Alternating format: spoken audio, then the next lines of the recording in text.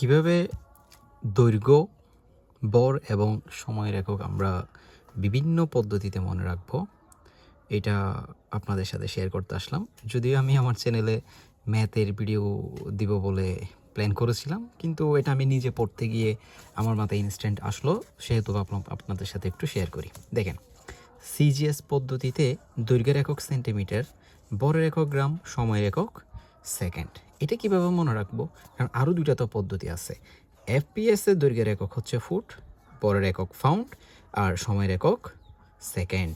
MKS পদ্ধতিতে দৈর্ঘ্যের একক মিটার, বরের একক কিলোগ্রাম এবং সময়ের একক সেকেন্ড। এখন মুখস্থ যদি আমাদের না থাকে, তাহলে দেখেন, একটু মনোযোগ দিলেই দেখবেন এটা আপনি জীবনে আর ভুলবেন না। দেখেন, সিজিএস পদ্ধতি, তাহলে আমরা তিনটার একক মনে রাখবো: দৈর্ঘ্য, বর এবং সময়। দেখেন, সিজিএস পদ্ধতিতে দৈর্ঘ্যের একক সেন্টিমিটার, এই যে সি দিয়ে সেন্টিমিটার, বরের একক গ্রাম, এই যে জি দিয়ে গ্রাম মনে রাখবেন, আর সময়ের একক সেকেন্ড। তার মানে সিজিএস পদ্ধতিতে দৈর্ঘ্যের একক সেন্টিমিটার, বরের একক গ্রাম, সময়ের একক সেকেন্ড। একইভাবে এফপিএস পদ্ধতিতে দৈর্ঘ্যের একক ফুট, বরের একক পাউন্ড, সময়ের একক সেকেন্ড। এবং এমকেএস পদ্ধতিতে বরের একক এই যে এম দিয়ে মিটার, কে দিয়ে হচ্ছে কিলোগ্রাম, এস দিয়ে হচ্ছে সেকেন্ড। ধন্যবাদ।